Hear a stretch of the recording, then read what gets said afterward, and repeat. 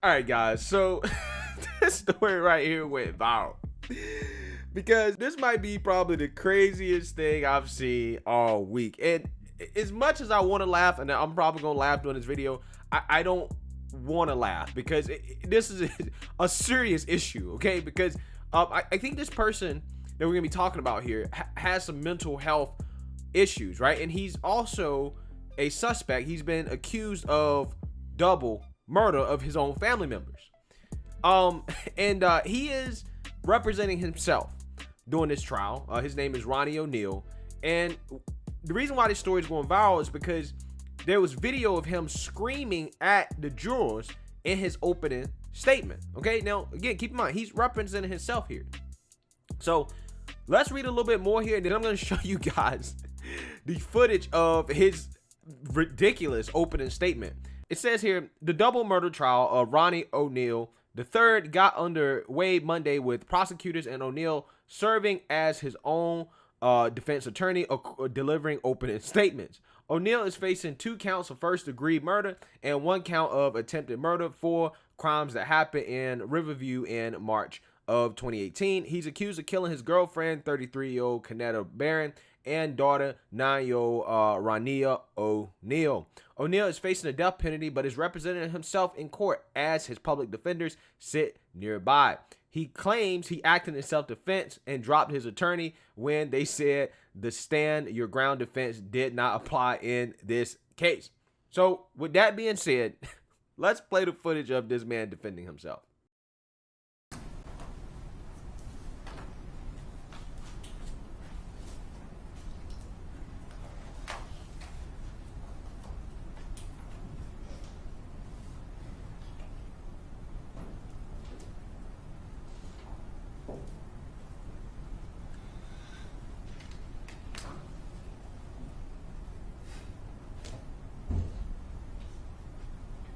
The evidence is going to show that we are under some of the most vicious,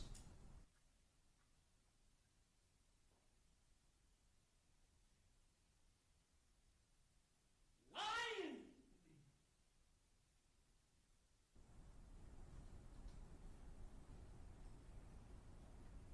fabricating, fictitious government you ever seen.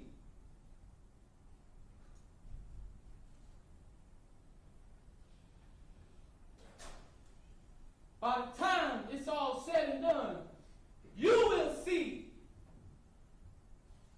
who is the mass murderers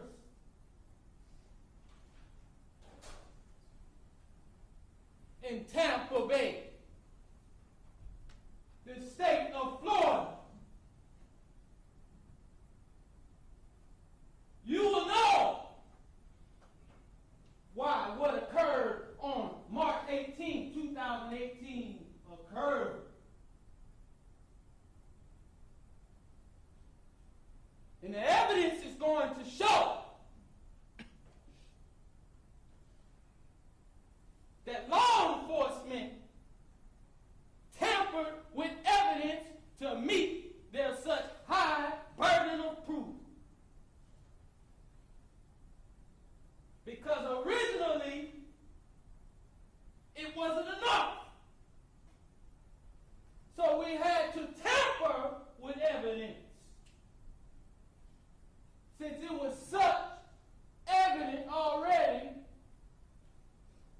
but we still had to tamper with evidence. The evidence is going to show my son did not see me murder his mom. The evidence is going to show he did not see me shoot his mom. The evidence is going to show my son said many things that are not true.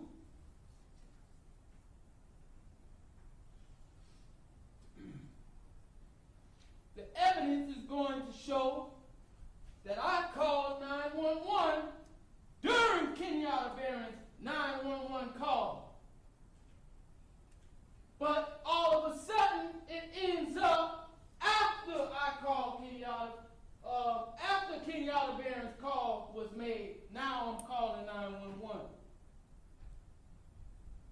originally, I called 911 without even knowing she called 911. Again, it's not funny. It's not funny because it's a serious situation, right? But if I was this man's lawyer, right? If he talked to his lawyer like he talked to that jury, this is how I would have reacted. Hey, Rod. What's going on? Hey, we got good and bad news. Good news, we got your payment, buddy. Bad news, they gave you life. What the fuck? Sayonara. Yeah, I'm so serious.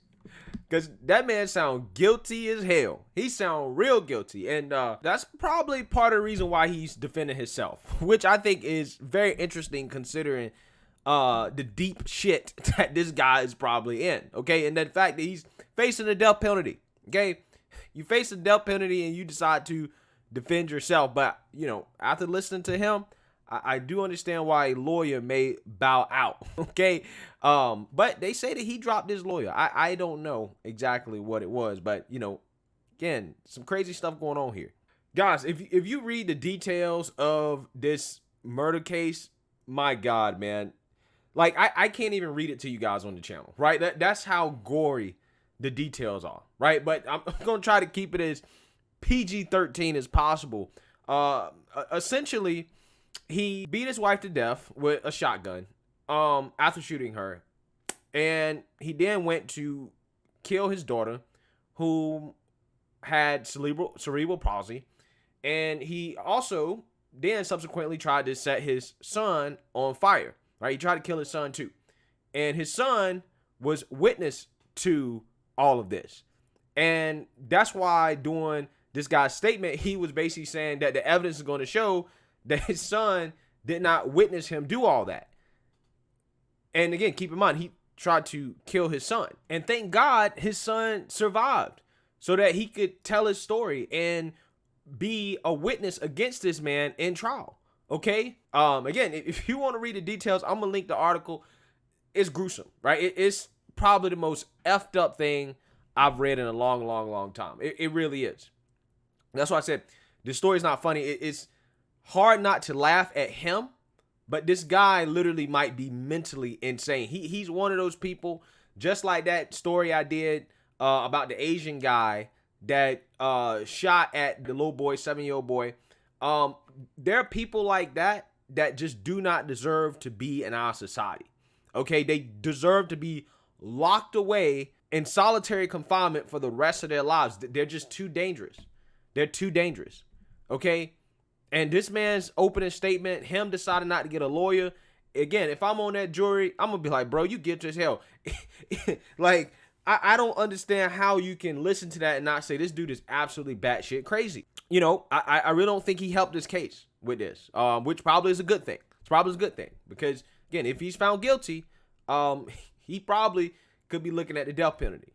And guys, you know, my opinion, I mean, since we're talking about the death penalty, my opinion on death penalty is this. I actually think life in prison is worse.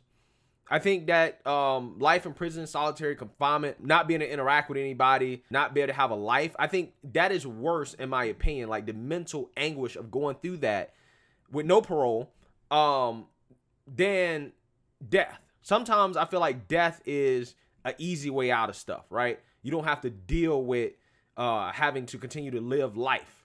Okay. And also apparently the death penalty, right, is much more expensive than just having that person serve life without parole, right? And the reason why is because of the appeals process, okay, and the cost of the drugs and all the things associated with trying to put somebody to death, okay? So apparently it's cheaper for the state to just lock people up and throw away the key rather than to kill them.